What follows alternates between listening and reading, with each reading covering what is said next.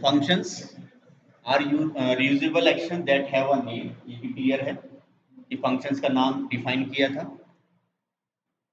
Function, why use them? क्यों?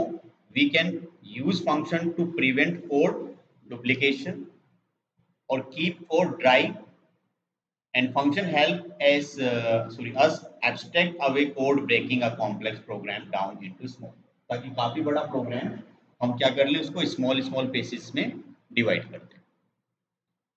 पहले क्या करना होता है, फंक्शंस को डिफाइन करना होता है, देन एग्जीक्यूट. तो नॉर्मली अगर मैंने यहाँ पर एक फंक्शन इस्तेमाल किया, ये डेफ लाफ, और इसमें कोई चीज लिखी है फंक्शन और लाफ, और यहां से मैंने प्रिंट किया है HA20, तो मेरा फंक्शन यहां से चलेगा नहीं. क्यों? क्योंकि फंक्शन को आपने डिफाइन तो कर दिया लेकिन एग्जीक्यूट नहीं किया. फंक्शन को एग्जीक्यूट करने के लिए लाफ करोगे, तो जैसे आप इसको एग्जीक्यूट करोगे तो इसने क्या किया, यहां से ये आपका 20 टाइम यहां पर लिख दिया. सो बात आती है यहां पर इट्स अ डिफाइन, कि डिफाइन किया आपने डेफ कीवर्ड के थ्रू. ये पेरेंट्स हैं आपके. नाउ कोलन इंडेंटेशन को डिफाइन करता है और it is a indentation. So calling a function, एक फंक्शन को कॉल करने के लिए आपको दिस वन करना पड़ता है. अगर आप चाहो तो एक फंक्शन को काफी बार कॉल कर सकते हो. तो जैसे आप इसे यहां से एग्जीक्यूट करोगे तो ये सेकेंड टाइम फिर आपको दूसरी आउटपुट दे देगा. तो कोड के अंदर रीयूजेबिलिटी भी हमारी इसमें आ गई.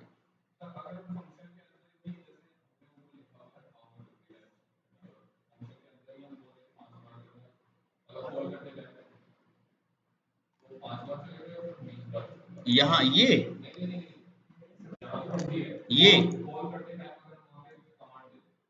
भाई, फिर तो आपको इसको लूप के इनसाइड में कॉल करना पड़ेगा.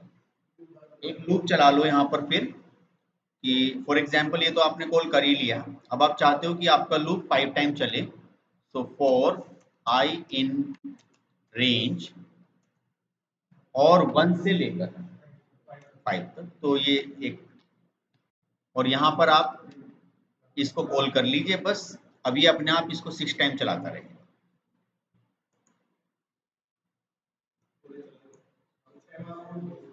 One two three four five six time आ गए.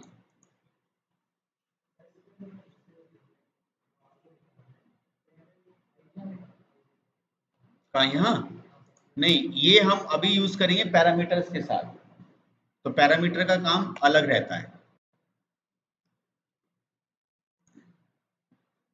अब फिर बात आई कि अगर हमें पैरेंथेसिस में या कोई भी पर्टिकुलर ये लेंथ जो है, ये जो ये भी एक फंक्शन है. फंक्शन की पहचान कहाँ से होती है? जिसके बाद पैरेंथेसिस लग जाते हैं. और ये होता है कीवर्ड.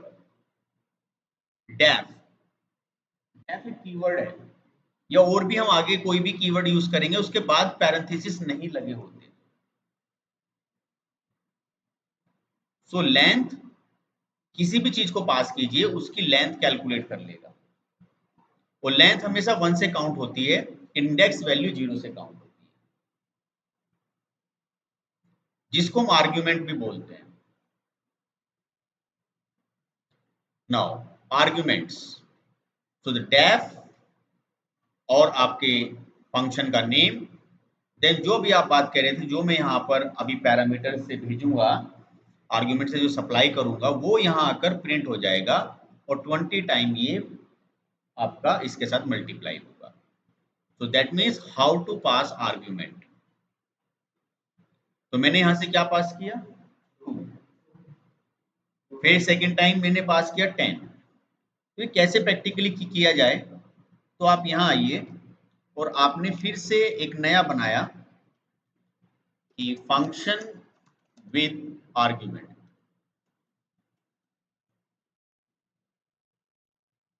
तो डेफ ला, और यहाँ आपने सप्लाई कर दिया कुछ भी, जैसे कैंडिडेट,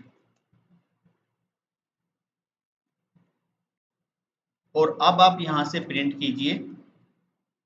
जैसे यहाँ से आपने लिखा है HA और मल्टीप्लाई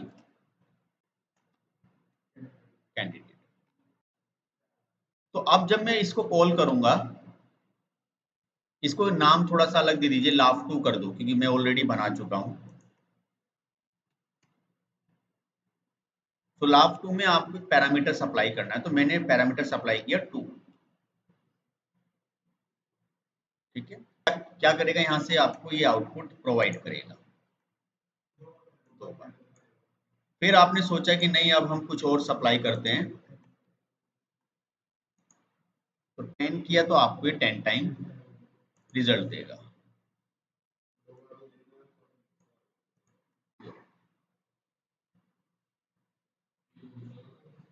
ठीक है, तो ये हम पहले उसको पैरामीटर यहाँ पे डिफाइन करना पड़ेगा, कोई भी वेरिएबल का नाम, A B C D X Y Z जो भी आप चाहते हो। फिर यहाँ से at the time of the calling आप उसको वैल्यू सप्लाई करो।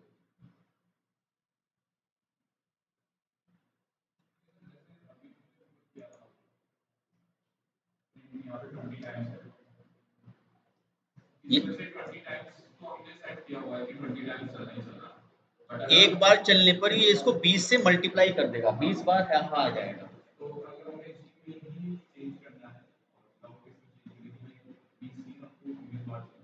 तो इसके अंदर फिर लूप लगेगा।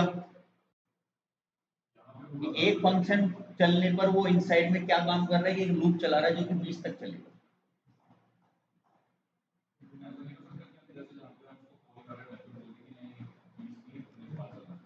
नहीं, फिर तो जहां पे हम कॉल कर रहे होते हैं केवल एक मेथड होता है, पैरामीटर से वैल्यू सप्लाई करना। तो वो वैल्यू यहाँ पर आएगी, उस पे आपकी चॉइस है क्या करना चाहते हो, तो फिर लूप लगा लो, लूप को उस पर डिपेंड कर दो। देखो इनका क्वेश्चन क्या है कि कह रहे हैं कि ये उतना चले जितना मैं जब कॉल करूं उससे वैल्यू भेजूं। ठीक है, तो उसका भी लॉजिक बन जाएगा ये लो।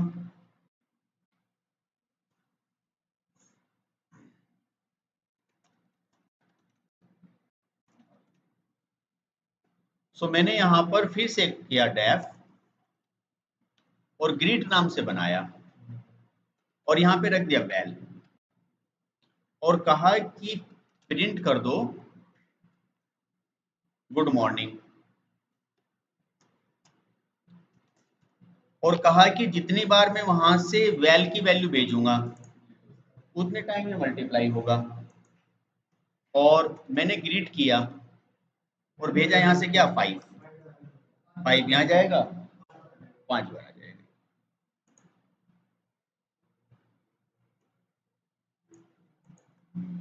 ठीक है, अब आ जाइए बात आर्ग्यूमेंट्स की। जैसे आपने यहाँ पर एक फंक्शन बनाया डिवाइड, तो आपने यहाँ पे 2 वैल्यू सप्लाई कर दी, एक x और y। जब इन दोनों को वैल्यू सप्लाई करोगे तो आप x को क्या कर रहे हो, y से डिवाइड कर रहे हो। तो यहाँ पर वैल्यू कितनी आ जाएगी, 0.25।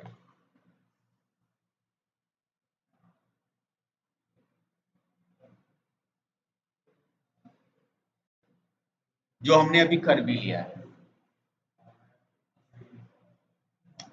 जैसे फॉर एग्जांपल आपने कोई वैल्यू, जो आम यूजर जो है वो क्या कर रहा है, वो वैल्यू देता है। अब क्या प्रोसेस होके आउटपुट आ रही है उसको उससे लेना देना नहीं है। तो हमने यहाँ पर एक लेंथ फंक्शन इस्तेमाल किया। लेंथ जो है ना वो बिल्ट इन है, हमें कुछ नहीं पता, हम तो बस कह रहे हैं लेंथ ये लो वैल्यू और तुम मुझे आउटपुट दे दो। अब मुझे क्या पता लेंथ ने क्या काम किया। जैसे फॉर एग्जांपल मैंने यहाँ से डेटा रखा और कहा कि लेंथ, और मुझे बताओ कि कंप्यूटर में कितने वर्ड हैं। सो मैंने कहा कि प्रिंट और यहाँ से डेटा।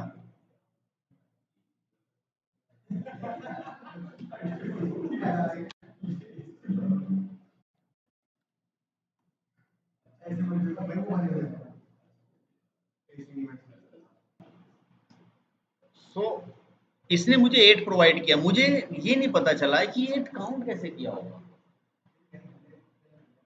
तो अब लेंथ क्या है, बिल्ट इन है, ये बना बनाया हम यूज कर रहे हैं, वो कैसे काम कर रहा है हमें नहीं पता। तो हमें ये तो किया, एक इनपुट दी है, उसने 3 दे दिया, ये पता है उसके पीछे क्या लॉजिक लगा हुआ है, नहीं। तो लॉजिक कैसे बनाया गया है कि मेरे पास एक डेटा है, सपोज कीजिए मार्क्स, स्टूडेंट्स, तो मेरे पास यहाँ पे मार्क्स है।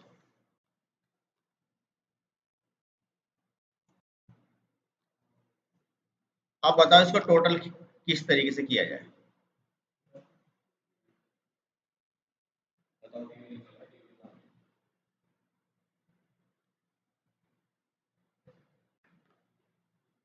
तो आप देखिए यहाँ से मैंने ये लिस्ट बनाई और टोटल मार्क्स,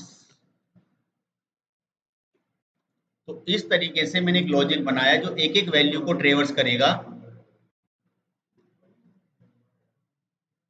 एक एक वैल्यू को उठा के यहाँ लाएगा और यहाँ क्या करेगा, पहली वैल्यू क्या है आपकी 80, 80 प्लस 0 80, फिर लूप चलेगा, फिर 80 प्लस 70, इस तरीके से आपका ये प्रोसेस चलता रहेगा और एंड में जो वैल्यू आएगी उसको आपने यहाँ से प्रिंट करा दिया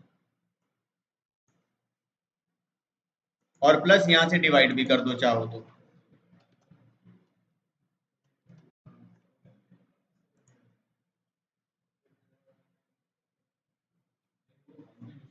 और सर अगर दो ही वैल्यू चाहिए, परसेंटाइल एफ पॉइंट,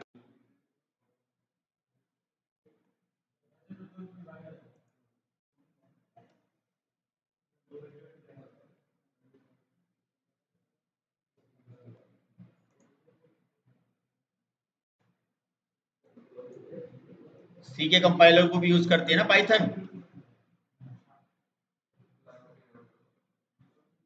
तो एफ स्ट्रिंग क्या है, इसी चीज को अगर आप चाहो तो यहां से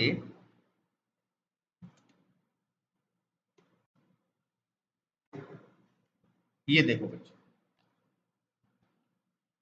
और यहां पर आप जाइए और यहां से लिख दीजिए कि टोटल मार्क्स इज, और कुछ नहीं करना, बस कर्ली ब्रेसिस के आप लिख दीजिए ऐड, कि कर्ली ब्रेसिस ना ये लगेगा तो कर्ली ब्रेसिस ही, बट यहां पर एफ लगा दीजिए। ये भी एक मेथड है, ये बहुत अच्छा रहता है कि जब आपको एक मैसेज बनाना हो, मल्टीपल वेरिएबल्स को फिट करना हो, तो आप इसका इस्तेमाल करें। हम्म, हम्म, ये हम्म,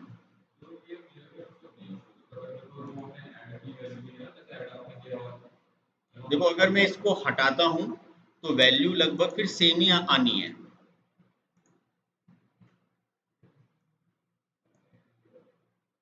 देखो जरा इंडेंटेशन की कोई प्रॉब्लम तो नहीं है, ये आपका यहाँ से प्रिंट हुआ। रिटर्न कीवर्ड क्या काम करता है function, the return keyword divide this one, so output whatever value come after return keyword and the execution of a function। so return keyword क्या करता है, जो जहां पे ये फंक्शन कॉल होता है वहां पे ये रिजल्ट को भेज देता है। जैसे कि आप समझिए कि हम यहाँ आए और फॉर एग्जांपल हमने फिर से एक कोड किया कि फंक्शन विद रिटर्न,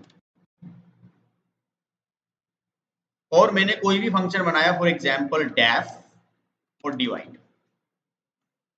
कहा x कोमा y, और यहां से बोला रिटर्न x डिवाइड y। तो होगा क्या, when ever you call the function, जहां पर आप इस फंक्शन को कॉल करोगे डिवाइड करके यहाँ पहुंचाएगा आउटपुट, और आपने कहा सर यहाँ एक काम करो प्रिंट कर दो इसे, लेकिन जब आप डिवाइड को प्रिंट करोगे आपने कहा 10 और सेकंड डिजिट क्या है 2, तो 10 यहाँ पहुंचेगा 2 यहाँ पहुंचेगा, फिर 10 यहाँ आएगा, 2 यहाँ आएगा, 10 को 2 से डिवाइड करोगे क्या होगा, 5 आएगा, 5 यहाँ पहुंचेगा और यहाँ से वापस 5 यहाँ आ जाएगा। तो रिटर्न क्या कर रहा है, वैल्यू को या रिजल्ट को कॉलिंग फंक्शन के पास पहुंचाने का काम करता है। रिटर्न क्या कर रहा है, जो फंक्शन का जो आउटपुट है या जो फंक्शन में जो भी प्रोसेसिंग आपने करी, जहां पर इस फंक्शन को आप कॉल करोगे उस रिजल्ट को वो वहीं भेज देगा। अब आपको यहाँ पर जैसे आपने ये कहा कि सर एक काम करना कि इसको हटाओ, अभी तक तो हम लोगों ने ये किया कि सर यहाँ पर आकर इसे प्रिंट कर रहे थे हम, ये किया हम लोगों ने, ये अब मैं कह रहा हूं कि नहीं मुझे यहाँ प्रिंट नहीं करना, क्या करना है, रिटर्न करना है। जब रिटर्न करोगे तो आउटपुट नहीं आएगी, उसने आउटपुट यहाँ भेज दिया और आपने उसे कहीं प्रिंट तो कराया ही नहीं, या तो प्रिंट करा लो या कोई वेरिएबल होल्ड कर लो जहां के ये रखा जाए। तो इस वजह से हमने क्या किया, प्रिंट किया, और यहां पर हम इस तरीके से आएंगे,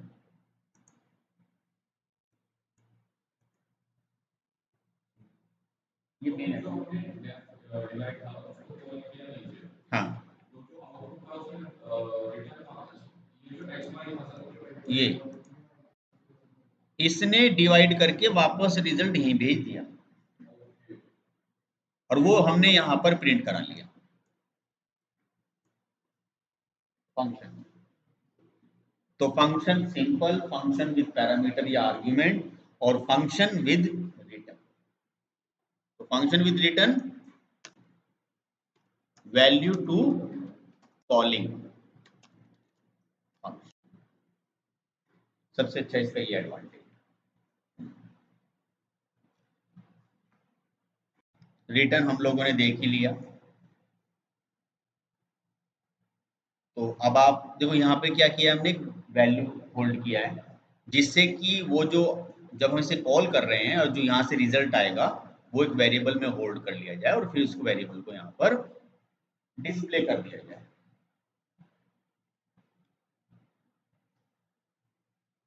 प्रैक्टिस अच्छा जी, ये क्या है, डिफॉल्ट पैरामीटर, पहला सिंपल, फिर फंक्शन विद पैरामीटर, फिर तीसरा फंक्शन विद रिटर्न, चौथा है डिफॉल्ट पैरामीटर।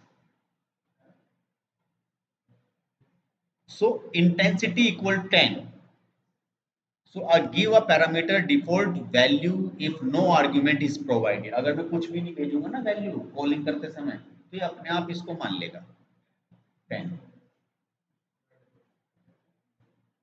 so इसको कैसे कॉल करें, फंक्शन ये विद डिफॉल्ट, ये लास्ट टॉपिक रखूंगा इसमें, डिफॉल्ट।